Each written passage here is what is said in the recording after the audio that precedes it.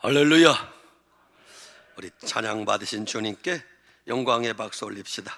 주님 감사합니다. 주님 감사합니다. 설 명절 연휴가 시작됩니다. 고향에 오신 분들도 계실 것이고, 이제 예배 마치면 또 고향 가실 분들도 계실 것입니다. 우리 옆에 계신 분들에게 한번 인사합시다. 반갑습니다. 잘 오셨습니다. 은혜 받고 갑시다. 오늘 여러분에게 증거할 말씀의 제목은 시작, 하늘에 있는 본향을 사모하라. 여러분은 설 명절하면 무엇이 제일 먼저 생각납니까? 아마 제일 많이 생각나는 게 고향일 겁니다. 고향. 부모님이 생각나고 형제들이 생각날 것입니다. 설날하면 또 한 가지 생각나는 게 있을 겁니다. 그게 뭘까요? 세뱃돈이 생각날 겁니다. 용돈 벌어야죠. 사람은 누구나 다 고향을 그리워하며 인생을 살아갑니다. 고향을 그리워하는 마음은 하나님이 인간에게 주신 마음이라고 생각합니다. 참 이상하죠? 마음이 슬퍼도 고향 생각이 나고, 마음이 기뻐도 고향 생각이 납니다. 신나는 일이 있어도 고향 생각이 나고, 괴로워 죽을 때도 고향 생각이 납니다. 지구 반대편 멀리 가서 살아도 고향 생각은 사라지지 않습니다. 북한이 고향인 실향민들은 그 고향을 그리워하는 마음 말로 다 설명할 수 없습니다. 남미 멕시코라는 나라에는 애니깽이라는 한국인 2세, 3세가 지금도 고향을 그리워하며 살고 있습니다. 중앙아시아에는 까레이스키라는 고려인 후세들이 고향을 그리워하며 살고 있습니다. 이처럼 인간은 누구나 다 고향을 그리워하며 삽니다. 그래서 유행가 가사 가운데 제일 많은 게 사랑에 관한 노래고, 두 번째가 고향에 관한 노래입니다. 그런데 여러분, 이 세상의 고향도 참 중요하지만 이 세상의 고향과는 감히 비교도 할 수 없는 진짜 고향이 있답니다. 그 고향이 어디입니까? 하늘나라 천국입니다. 오늘 성경 말씀에 주님이 더 나은 본향, 영원한 본향, 이렇게 우리에게 천국을 말씀하고 계십니다. 오래전 아프리카에서 선교 사역을 하시던 헨리 모리슨이라는 선교사님이 계셨습니다. 아프리카에서 40여 년 선교했습니다. 얼마나 힘들었는지 아프리카 선교지에서 두 아들을 잃었습니다. 아내를 잃었습니다. 세월이 흘러 선교사님이 자기 몸도 건강을 잃어버리고 더 이상 견딜 수 없어 이제 선교지에서 철수하고 고향인 미국으로 돌아오는 배를 타게 되었습니다. 근데 그 배 안에는 아프리카에서 휴가를 보내고 돌아오는 루즈벨트 대통령도 그 배 안에 함께 타고 있었다고 합니다. 얼마 후에 그 배가 미국 뉴욕 항구에 도착했습니다. 뉴욕 항구에 도착하자 그 배 안에 대통령이 돌아오는 것임을 알고 군악대가 나와서 항구에 붉은 양탄자를 깔아 놓았습니다. 군악대가 나팔을 울리면서 대통령 일행을 환영하는 겁니다. 대통령 일행이 성대한 환영식과 함께 양탄자를 밟고 이제 뉴욕항을 빠져나갔습니다. 뒤이어 승객들이 내렸습니다. 마지막에 선교사님이 내리는데 너무너무 쓸쓸한 거예요. 자기는 마중 나온 사람 한 명도 없습니다. 붉은 양탄자도 이미 거두어졌습니다. 나팔 소리도 사라졌습니다.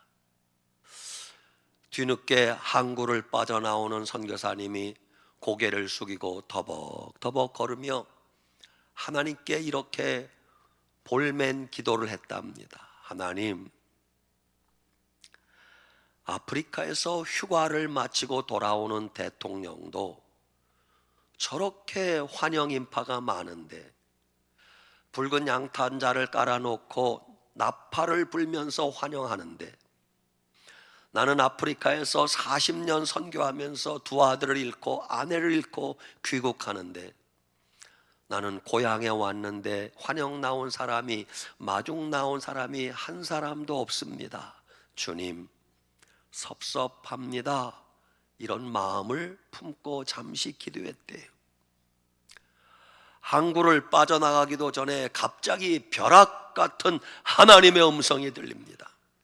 사랑하는 아들아, 너는 아직 영원한 고향에 돌아온 것이 아니란다.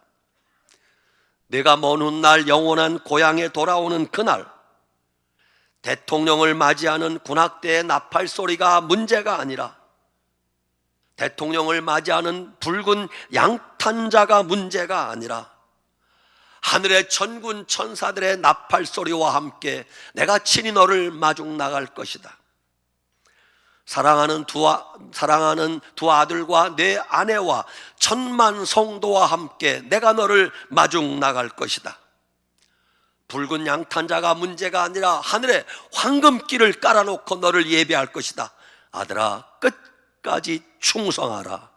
주님이 그러시더래요. 그래서 선교사님이 다시 힘을 얻고 용기를 얻었다고 합니다. 저는 아주 가끔 목양실에서 울적한 마음이 들 때 나 혼자 부르는 찬송이 하나 있습니다.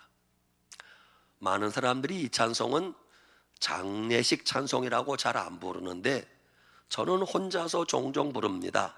찬송가 479장입니다. 나 혼자서 목양실 문을 잠가놓고 찬송을 부릅니다. 괴로운 인생길 가는 몸이 평안히 쉴 곳이 아주 없네. 걱정과 고생이 어디는 없으리. 돌아갈 내 고향 하늘나라. 마지막에 후렴만 계속 부릅니다. 돌아갈 내 고향 하늘나라. 돌아갈 내 고향 하늘나라. 그러면 눈에서 눈물이 주르르 흐릅니다. 그래, 내가 고향 갈 날이 올 거야. 주님이 다 아시지. 내가 힘을 내야지. 그러면 다시 믿음이 생기고 힘이 나는 것을 경험하게 됩니다. 오늘 히브리서 11장은 많은 믿음의 사람 이야기가 나옵니다. 오늘 히브리서 11장 13절에서 16절은 맨 먼저 이 사람들이 누군가 앞부분에 읽진 않았지만 아벨, 에녹, 노아, 아브라함, 이 사람들을 말하는 거예요. 이 사람들은 다 믿음을 따라 죽었으며 그 위대했던 믿음의 사람들도 한 시대를 풍미했지만 세월 지나고 나니 다 죽었다는 것입니다. 그렇습니다. 인간은 누구나 다 한 번은 죽게 되어 있습니다. 지금 나이 많은 노인들만 죽는 것이 아니라 젊은 사람도 언젠간 죽게 됩니다. 지금 병든 사람만 죽는 것이 아니라 지금 건강하다고 자부하는 사람도 언젠가는 죽게 됩니다. 문제는 육신의 죽음이 끝이 아니라는 것입니다. 육신의 죽음이 와도 죽은 이후에 뭔가가 있대요. 그래서 히브리서 9장 27절, 사람이 한 번 죽는 것은 정해진 것이요 그 후에는 뭐가 있으리니? 심판이 있으리니. 죽은 후에 심판이 기다리고 있는데 이 땅에 살면서 예수님 믿고 믿음으로 살았던 사람들은 영원한 천국에 들어가게 될 것이요, 그러나 예수님 믿기를 끝까지 거부했던 자들은 죽은 이후에 심판당하여 영원한 지옥 형벌에 들어간다고 주님이 분명히 말씀하고 계십니다. 그러므로 지혜로운 우리는 이 땅을 살면서 항상 준비하고 살아야 됩니다. 무슨 준비? 천국 갈 믿음 준비하고 살아야 됩니다. 그 믿음의 사람들은 이 땅에 살면서 다 외국인과 나그네처럼 살았다, 이렇게 기록되어 있습니다. 믿음의 사람들은 하나같이 이 땅에서 나그네처럼 외국인처럼 살았답니다. 여러분, 만약 여러분이 여행을 가거나 출장을 간다면 여러분 무엇을 가지고 갑니까? 트럭 하나 짐을 가득 싣고 갑니까?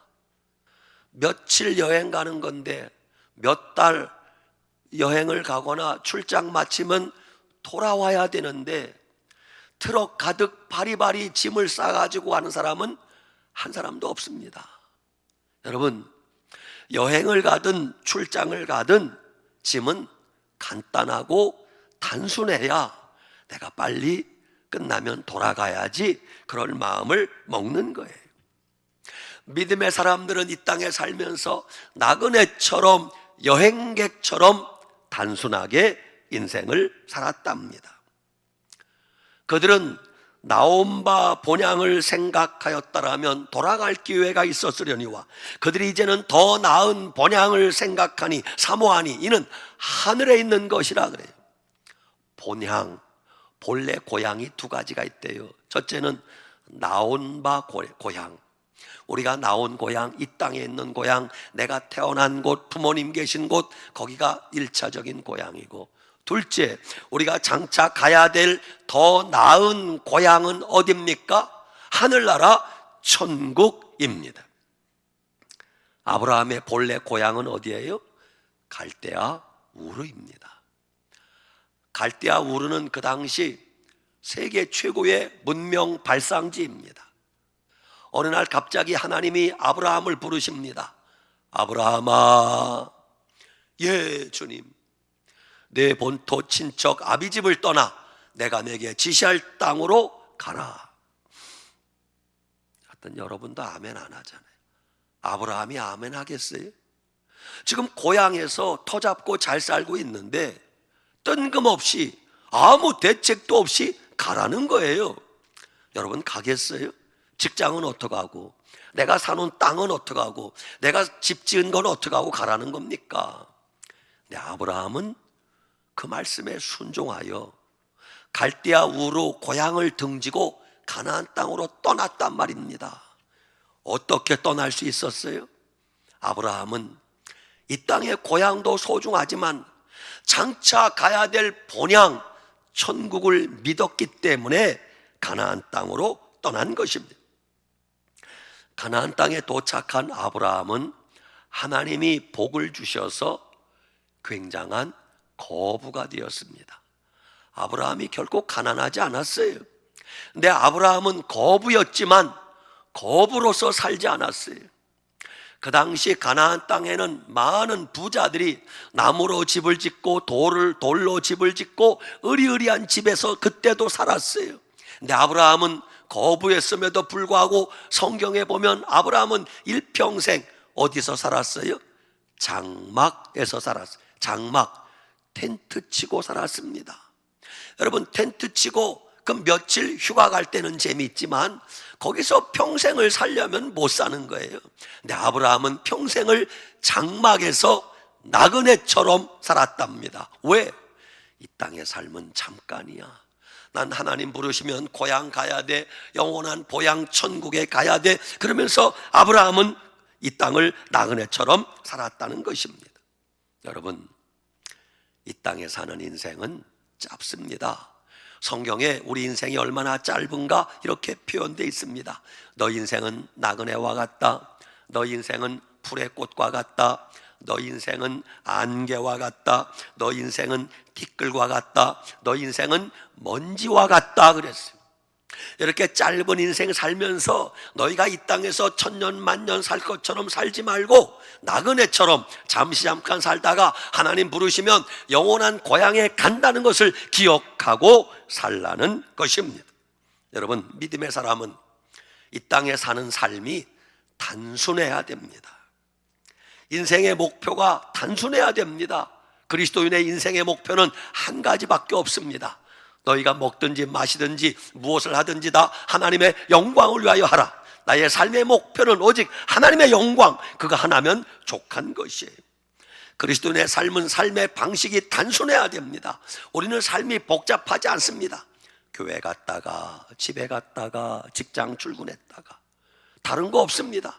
집에 갔다가 직장 출근했다가 교회 왔다가 아주 단순하게 사는 사람이 행복하게 살 수 있는 것입니다. 지금부터는 이제 설 명절을 앞두고 우리가 그리스도인으로서 어떻게 설 명절을 은혜롭게 보낼 수 있는가 구체적인 방법을 말씀드리겠습니다. 먼저 여러분, 설 명절에 가족들이 모이면 하나님 앞에 찬송하고 꼭 잠깐이라도 예배 드리시길 바랍니다. 목사님, 설날에 제사 지내야 되는데요. 아직도 많은 그리스도인들이 교회를 다니면서도 제사를 지내는 분들이 간혹 계세요. 제가 잘 아는 어느 집사님도 교회 집사님인데 제사를 지내요. 여러분, 제사 안 지내면 자손들이 망합니까? 제사 안 지내면 우리가 저주받아 죽습니까? 그렇지 않아요. 거꾸로입니다. 고린도전서 10장 20절 제사에 대해서 성경에 분명히 나와 있어요. 고린도전서 10장 20절 무릇 이방인이 제사하는 것은 귀신에게 제사하는 것이요 하나님께 하는 것이 아니니 나는 너희가 귀신과 교제하는 자 되기를 원하지 아니하노라 그랬어. 여러분, 믿음 없는 사람들이 제사상 차려놓고 굽신거리고 절하며 제사하는 것은 누구한테 하는 거다? 귀신한테 하는 거다.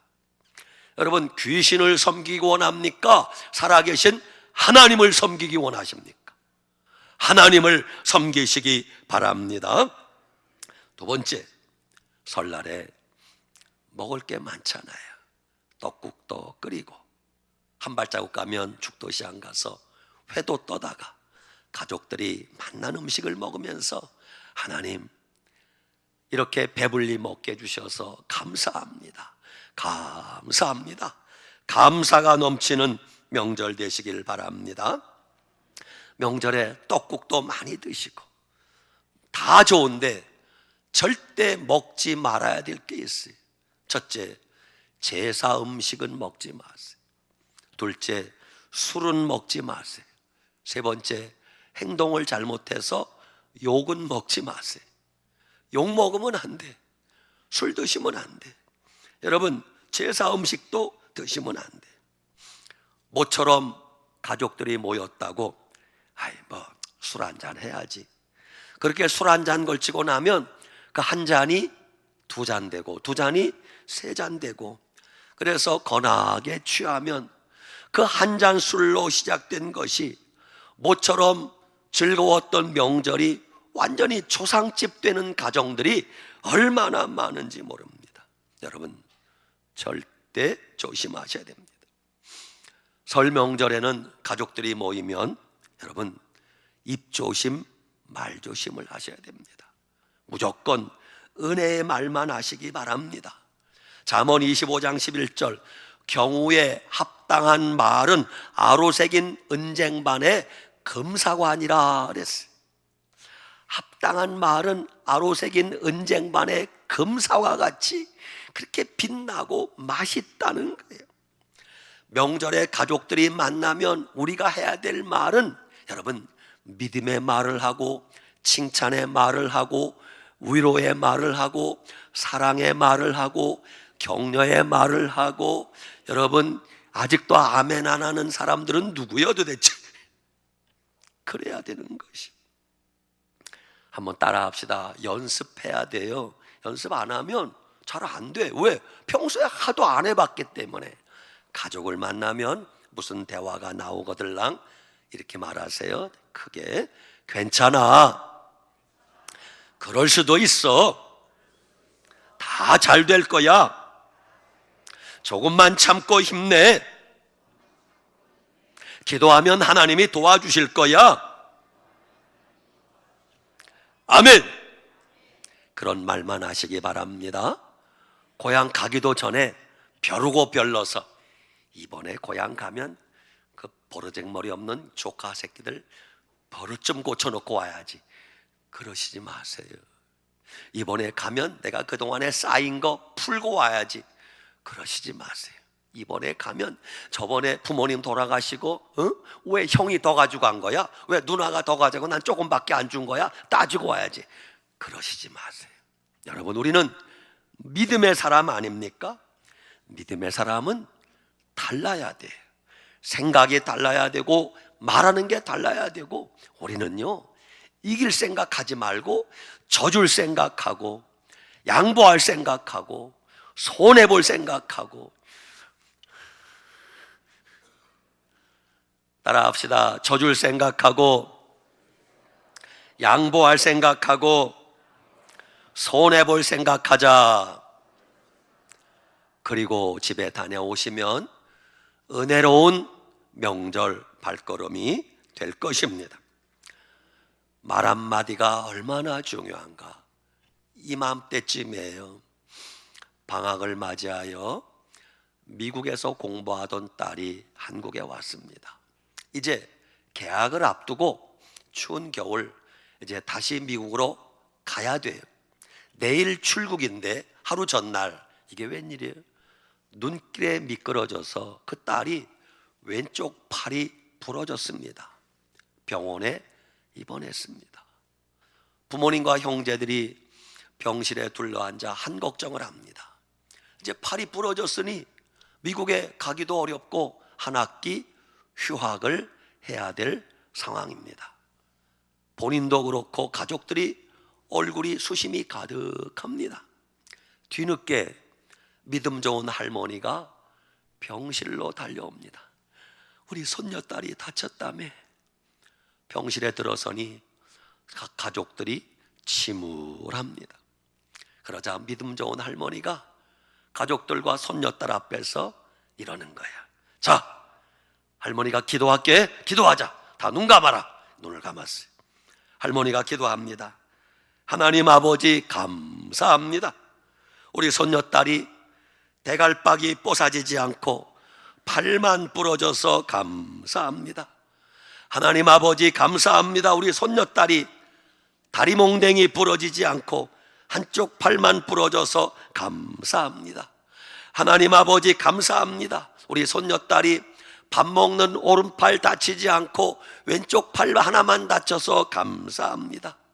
하나님 아버지 감사합니다. 우리 손녀딸이 중요한 궁둥이 뼈 다치지 않고 잘 안 쓰는 한쪽 팔만 다치게 해주셔서 감사합니다. 이렇게 기도하니까 할머니가 무슨 기도하나 귀를 쫑긋하고 눈을 감고 있던 가족들이 킥킥거리고 웃고 난리가 났어요.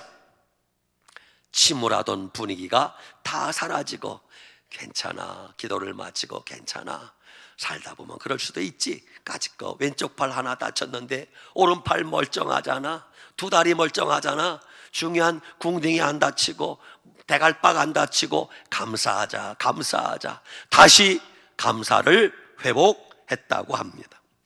여러분, 여러분 집에 아직 부모님이 살아계시거들랑 효도는 언제 효도해야 될까요? 1번, 부모님 돌아가신 다음에 부모님 돌아가시고 나서 제사상 차려놓고 효도해야 된다. 2번, 효도는 부모님 살아계실 때 효도해야 된다. 몇 번? 어이구 천재들이네. 알았어요. 근데 많은 사람들이 살아생전에는 그렇게 불효자식인 놈들도 부모님 돌아가시면 제사상 차려놓고 굴비 갖다 놓고 절 몇 번 하면 효도하는 줄 착각하는데 그 불효하는 거예요. 효도는 살아계실 때 효도하는 게 진짜 효도입니다. 구체적으로 이번에 가서 부모님 뵈면 할아버지 할머니 어머니 아버지를 뵈면 이렇게 하세요. 거칠어진 부모님 손도 한번 따뜻하게 잡아드리시기 바랍니다. 기분 나빠? 부모님 손 잡으면 여러분 충격받을 거예요. 어째 이렇게 거칠어졌노? 뼈만 남았어요. 손마디가 휘고. 부모님 손 잡아드리시기 바랍니다. 아버지 어머니 한번 안아드리시기 바랍니다. 어머니 한번 안아보세요. 뼈만 남으셨어요.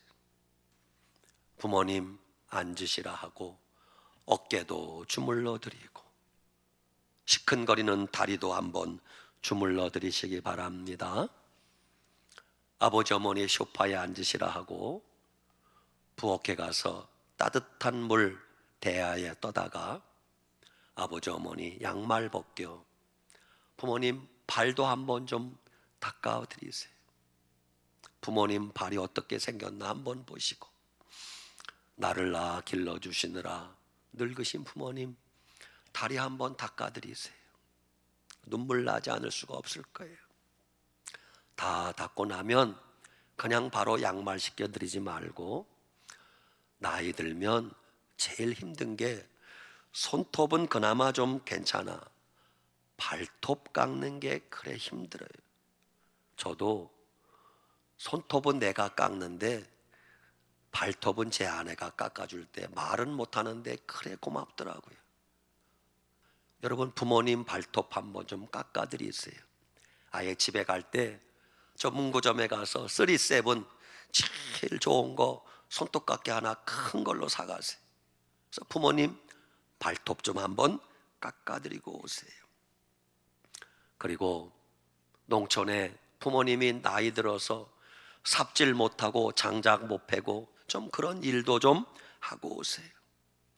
여러분 그리고 부모님께 좀 우리 경상도 문딩이들이 잘 못하는데 아버지 사랑합니다. 어머니 고맙습니다. 사랑합니다. 그 말도 한 번씩 하고 오시기를 바랍니다. 오늘 대답 안 하기로 약속했어요. 꿀먹은 벙어리만 모였네. 따라하세요. 아버지 고맙습니다. 저를 키워주셔서 감사합니다. 어머니 고맙습니다. 저를 낳아서 이렇게 키워주셔서 감사합니다. 사랑합니다. 집에 가시거들랑 부모님 옷장도 한번 열어보세요. 여러분은 철마다 더우면 덥다고 추우면 춥다고 옷 사 입으면서 부모님 옷이 20년 전 옷, 30년 전 옷 그대로 입고 계신데 추운데 따뜻한 옷 한 벌은 있는지 한번 좀 살펴보세요. 창고에 부모님 쌀독에 쌀은 떨어지지 않았는지, 보일러는 잘 돌아가는지, 혹시 불 때는 아궁이가 불고래가 꺼져서 막히지는 않았는지. 제일 중요한 것은 고향 가실 때 음료수도 사가고 선물도 사가는데 제일 좋은 것은 지난주에 복습입니다. 부모님께 효도하는 자녀, 부모님께 효도하는 자녀, 네 글자 사자성어로 뭐라고 한다 했어요? 그건 어떻게 기억하시네? 뭐라고요? 계좌이체, 은행 송금. 부모님은요 두둑한 거 좋아하세요. 5만 원짜리 드리면 부모님은 그거 잘 쓰지도 못해. 그러니까 좀 수단 방법 가리지 말고 가능하면 은행 문 닫았겠지만 바닥바닥한 그냥 10만 원보다는요 1,000원짜리 100장이 훨씬 좋아. 두둑하잖아. 어쨌든 기분 악상으로 막 두둑하잖아. 그냥 여러분 부모님 호주머니도 좀 두둑하게 채워드리고 오시기를 바랍니다. 무엇보다 부모님께 효도 중에 최고의 효도는 부모님께 전도해서 부모님 예수님 믿고 천국 가게 해드려야 됩니다. 부모님 천국 가지 못하면 평생의 한이 됩니다. 여러분 부모님을 전도하고 가족 전도하려면 이렇게 하셔야 돼요. 여러분이 고향 가시거든 가족들이 만나면은 무조건 따라합시다. 교회 자랑, 목사님 자랑, 예수님 자랑. 물론 일본이 예수님이야. 어머니 내가 예수님 믿어보니까 너무 좋아요. 아버지 내가 교회 다녀보니까 너무 좋아요. 아버지 우리 목사님이 얼마나 좋은 줄 아세요? 아멘도 안 하잖아요. 근데 어떤 집구석은요 모이면은 가족들이 모이면 그때부터 욕하기 시작합니다. 우리 교회가 뭐가 마음에 안 들고 우리 목사님 뭐가 마음에 안 들고. 여러분 그 집안 애들은 절대 예수님 안 믿습니다. 명심하세요. 가족들이 모여 앉아 교회 욕하고 목사님 욕하는 인간들은 그 집안을 저주받게 만드는 거예요. 비록 가식이어도 좋고 거짓말이어도 좋아하죠. 무조건 예수님 자랑, 무조건 교회 자랑, 무조건 목사님 자랑. 할렐루야. 그래야 예수님 안 믿는 여러분이 부모님이 교회가 그렇게 좋아?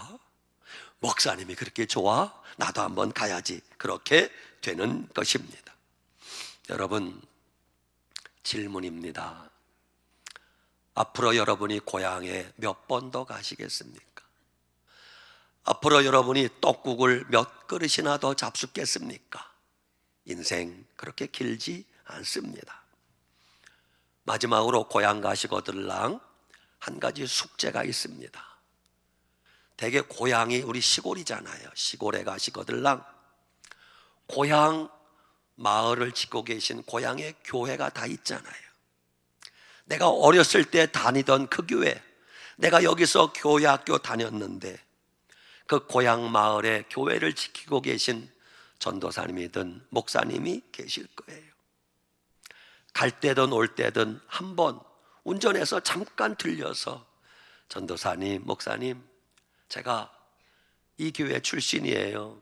저도 여기서 주일학교 다녔어요. 제가 아무개 집사 몇째 아들이에요. 내가 아무개 권사 몇째 딸이에요. 목사님이 고향 마을을 지켜주셔서 감사합니다. 좀 인사도 드리고 오세요. 여러분 우리 다 도시에 있는 분들은 농어촌 교회 빚진 자들이에요. 우리 늘사랑교회도 기북이 고향이다, 죽장이 고향이다, 신광이 고향이다, 기계가 고향이다, 이런 분들이 얼마나 많습니까? 고향을 지키는 목사님들 찾아갈 때 빈손 들고 가지 말고 그저 마트에서 음료수 하나 10,000원이면 사, 그까지 하나 사들고 가서 목사님 힘내세요. 그렇게 고향을 지키는 목사님 찾아뵙고 오셔도 좋을 것 같아요. 여러분 우리 인생의 최종 목적지는 이 땅의 고향이 아니라 영원한 하늘나라 천국 고향 가는 것입니다. 우리 그때까지 예수님 잘 믿읍시다. 그때까지 아직 예수님 믿지 않는 분이 계시면 부지런히 복음을 전하고 전도합시다. 예수님 자랑하고 교회 자랑하고 목사님 자랑하고, 그러면 주님이 여러분 기도를 반드시 들으시고 부모님도 구원하시고 형제들도 구원해 주실 것입니다. 이번 명절에는 여러분 가정이 다 예수님 믿고 구원받는 놀라운 축복이 있기를 바랍니다. 아멘. 기도합시다. 하나님 감사합니다. 설 명절 연휴를 앞두고 주님 앞에 모여 예배드립니다.